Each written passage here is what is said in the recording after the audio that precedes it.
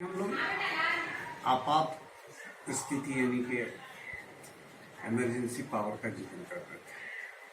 अब हम लोग रूस के राष्ट्रपति की विविध यानी कि कई तरह के जो अधिकार होते हैं अदर उसका जिक्र करते हैं। इन शक्तियों के अलावे भी यानी इससे पहले जो हम लोग शक्तियों का बात किया पावर का, उसके अलावा भी रूसी संघ के राष्ट्रपति को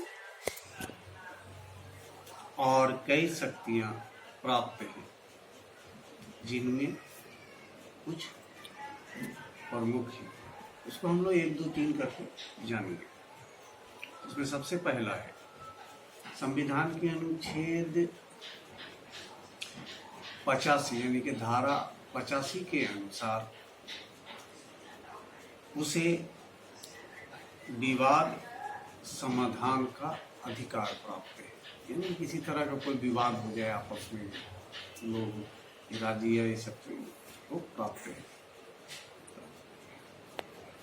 रूसी संघ के अधिकार वाले अंग तथा इकाई यानी कि प्रांत या राज्यों के बारे में बात कर रहा है कि अधिकार वाले अंगों के मध्य यानी कि बीच या विभिन्न राज्यों के अधिकार वाले अंगों में किसी प्रकार का विवाद होने पर राष्ट्रपति विवाद समाधान प्रक्रिया का प्रयोग कर सकता है। अगर किसी निर्णय पर सहमति ना बन पाए तो वह विवाद को संबंधित न्यायालय को भेज सकता है। कहने का मतलब ये है कि संविधान की धारा 85 के अनुसार राष्ट्रपति को विवाद को सुलझाने का भी अधिकार है।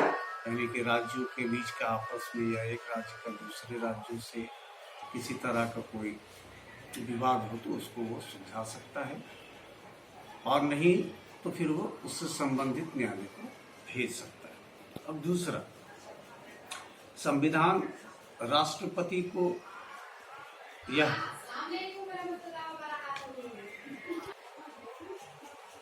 कि वह इकाइयों के कार्यकारिणी शक्ति के अंगों द्वारा बनाए गए ऐसे कानून को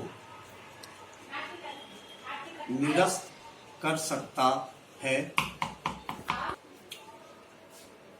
अगर यह कानून संविधान तथा संघीय कानूनों, रूसी संघ के अंतर्राष्ट्रीय कर्तव्यों के विरुद्ध हो या मानव तथा नागरिक कानूनों तथा स्वतंत्रता को खंडित करती है या रोकती है,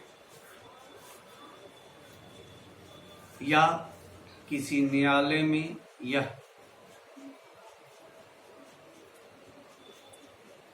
मुद्दा विचाराधीन हो। कहने का मतलब ये है कि ऐसा किसी भी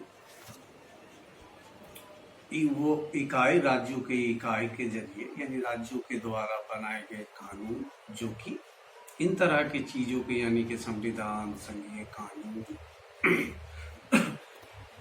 मानव और नागरिकों के अधिकार से संबंधित या स्वतंत्रता से संबंधित अगर कोई कानून पास करता है तो वह उसको निरस्त कर सकता है या किसी निरस्त कर सकता है, या फिर वैसे किसी मामले जो न्यायालय में विचाराधीन यानी कि उस पर सुनवाई या कार्रवाई।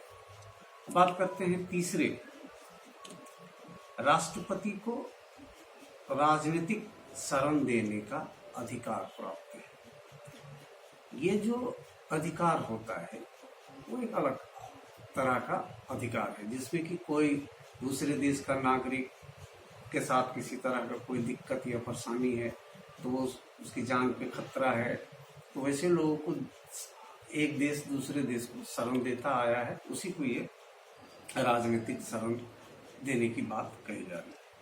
चौथा, राष्ट्रपति रूस के गौरव बढ़ाने वाले को सम्मानित करता है तथा अवैतनिक अलंकारों, अवैतनिक अलंकार मतलब उपाधि जिसमें पैसा नहीं होता, सिर्फ मान होता है, उच्च सैन्य रैंक तथा उच्च विशिष्ट अलंकारों को निश्चित करता है, राष्ट्र करता है, यानी कि कई तरह के अवार्डों को वो देता है। पांचवा, राष्ट्रपति कार्यकारी आदेश जारी करने का अधिकार रखता है। इन आदेशों एवं डिक्रियों को रूसी संघ के पूरे प्रदेश पर मानना बाध्यकारी होगा या होता है, लेकिन यह आदेश संविधान और संघीय कानून के विरुद्ध नहीं हो सकता है। कितना टाइम? छठा, वह रूसी संघ की नागरिकता के सवाल बाहरी देशों के नागरिकों को रूस की नागरिकता देने या रूसी संघ के नागरिकों को दोहरी नागरिकता आदि देने की व्याख्या करता है। सातवां, संघ की अखंडता, स्वतंत्रता तथा संप्रभुता की रक्षा का दायित्व भी संविधान राष्ट्रपति को प्रदान करता है। आठवां, उस संविधान ने व्यक्तियों तथा नागरिकों के अधिकारों तथा स्वतंत्रताओं का गारंटर माना है। इस प्रकार संविधान तथा संघीय कानून रूस के राष्ट्रपति, इस प्रकार संविधान तथा संघीय कानून रूस के राष्ट्रपति को व्यापक अधिकार एवं शक्तियां प्रदान करता है। उसकी इन्हीं शक्तियों एवं अधिकारों के कारण कई विद्वान ने उसे उसके पद पर अधिनायकवादी यानी कि तानाशाह हो जाने का संदेह प्रकट किया है।